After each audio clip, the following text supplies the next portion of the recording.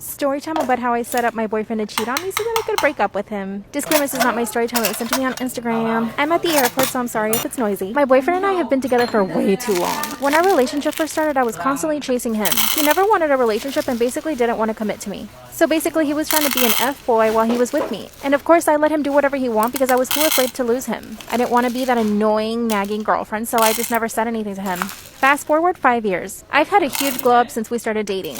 I lost weight, I got super fit at the gym. Like, I have abs now. I opened up my own nail salon, and I even got myself a car and a house. Well, let's just say that he stayed the same. In fact, he has no ambitions to getting a better job or anything, and it really annoys me. He started talking about getting married, and I was like, hell nah. But I don't know how to tell him that I don't want to be with him anymore. I mean, I love him, but I just don't want to be with him anymore. And because I'm too much of a coward to actually break up with him, I set him up to cheat on me. Found this girl on Instagram, and I told her to DM my boyfriend. He DM'd her back, so I got this girl on Instagram to DM him. And this girl was totally his type. Basically, she looked like me, but with blonde hair. So she sent him a little DM. He wasted no time and he got back to her. That same day, they set up a freaking date. So I told this girl that all she had to do was go out with him. Like, meet him at a restaurant, but that was it. Little did I know that she had a crush on him. And it makes sense now thinking about it because my friend recommended her, and my friend afterward told me that she actually had a crush on him. A few days later, she sends me a picture of him sleeping in her bed, without a shirt on. And she basically tells me everything that happened. So now, I have all this proof. But guess what? I actually got really pissed. It broke my heart because I didn't expect him to do that. And he was totally avoiding all my calls and messages. He finally came over to my house, and that's when I showed him all of the receipts. All the pictures and messages between him and the girl. That's when he told me that she drugged him and forced him into doing it. Of course, I knew that wasn't true. Then he pulls out a ring and asked me to marry him. That's when he got on his knees and started begging her. As he's begging on his hands and knees for me to marry him, that's a call from the girl that he cheated on me with. He puts the phone in his pocket and he started acting all nervous, so that's how I knew. That's when I told him to show me his phone. Then he ran to the bathroom and threw it into the toilet. Then he locked himself in my bathroom and basically begged me for 3 hours to stay with him. He told me that he would never be able to find anyone as good as I was, and that he loved me and blah blah blah blah. At this point, I told him I was going to call the cops to get him out, but I just couldn't bring myself to it. I really felt bad for him. I mean, after all, I did set him up. He eventually left and I didn't speak to him for a few weeks. A few days ago, I actually started talking to this new guy. He's been super flaky, and every time we decide to go out, he always bails. So now I'm thinking maybe I should take my ex back. He sent me flowers, but I've been trying to ignore him. But my parents don't want me to get back with him. Part of me thinks that he was probably already cheating on me. I mean, he DM'd that girl really quick.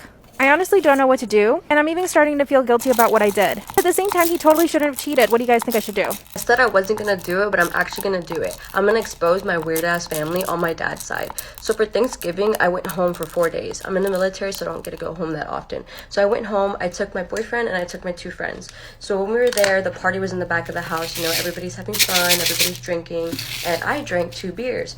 And that got me pretty buzzed because I do not drink like that. So I ended up noticing that my little brother wasn't there, so me, my boyfriend, and my dad went to go pick up my little brother from my house and take him to the party. My brother was high, and I was drunk. My boyfriend was sober, and so was my dad. So we get to the house. Mind you, everyone is in the back of the house, partying it up. And I noticed that my cousin was in the front of the house. My cousin who had been drinking since 12 in the afternoon, and it was already 4, and he hadn't eaten anything. So my dad, my brother, and my boyfriend go to the back of the house where the party's at, and I stay in the front to check on my cousin. My cousin Andrew was in the front, and I asked him, hey, like, are you okay? Do you want to eat something? And he's like, oh my god, that is so nice of you. Then my cousin was like, no, I'm okay, I actually am fine, thank you for checking up on me. I'm just gonna stay out here because I'm throwing up. And I was like, okay, cool. So I was like, all right, no problem, I'm gonna go back to the party. So he's like, oh, thank you. He's like, you're like the best cousin ever. And he goes and hugs me, and I hug him back, you know, that's my cousin. And as I'm hugging him, I notice that he grips my ass with both hands. And then I was like shook, like, excuse me? Like, you did not just do that. And I didn't know what to say because he's drunk, but at the same time, like, I'm buzzed, but I'm not fucking incoherent. Like, I understand what the fuck just happened. So I was shocked, and I just, like, kind of pushed him off me, and I went inside the house. And, you know, there's always a room with, like, all the cousins. So I went to the room, and there was 2 cousins in there. It was Vanessa and Laura. I'm making up names because I don't want to expose my family. So it was Vanessa and Laura in the room, and I told Vanessa what had happened, and Laura is 12 years old, and Laura started getting like all teary-eyed. So I noticed that Laura started crying, and I asked her like, are you okay? What's wrong? And she said, well, he just did the same thing to me. And I was like, what do you mean? She's like, 30 minutes ago, he grabbed on my boobs and he grabbed down there. And I was pissed. I wasn't even upset anymore. I was pissed because Laura is 12 years old, and Andrew is fucking 26. So I was so fucking pissed. So I got up and I went outside, and I told my little brother was high. I told him because he was the first person I saw, And he was like, huh? After I told him, and I was like, oh my god, I cannot talk to you right now. I'm getting more frustrated. So I go into my mom, and the music's loud, so I'm kind of screaming at her, and then out of nowhere, the music starts turning down. Everybody starts looking at me, but I did not notice. So I was still screaming at my mom, like, this and this just happened. And he touched Laura. He touched Laura on her things and down there, you know? And then my dad got up and he got in my face, he's like, calm down, you're making a scene. I did not know that Laura's dad was sitting right next to Andrew.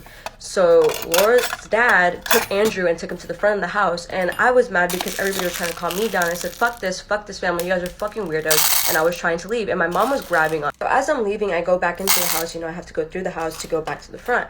So I noticed that Laura was inside and she was crying, and I felt so bad, but at the same time, it's like someone needed to say something, because that's not the first time that happened in my dad's side of the family. They're fucking weird. They're disgusting, they're perverts, and they're pedophiles. Yeah. So, her grandma, Laura's grandma, which is also her uncle's mom. Yeah, I'm sorry if that's a little confusing, but hopefully you're following. So she was like, what's going on? Like, what happened? And I told her, and she made a face like she didn't believe me. And I was like, he just did this to your granddaughter. And I grabbed on her boobs and I grabbed down there. And I was like, he just did that. How do you feel about that? And she kind of just snapped and she's like, oh, fuck no. So she went outside, and I go outside because I want to leave her. You know, I'm just over it. My boyfriend and all my friends are starting to come to the front. And then I noticed that Laura's dad and Andrew are like getting down now. Like, they're like choking each other. They're getting mad. They're fighting with each other. And I started getting pissed. So I had to come to work, but anyways, I'm in my car. So I started getting mad that they were fighting because I was like, I want to do that. Like, I want to hit him because I feel like no one's defending me. My dad didn't give a fuck. My mom was like being irrational, saying she didn't want to go to jail.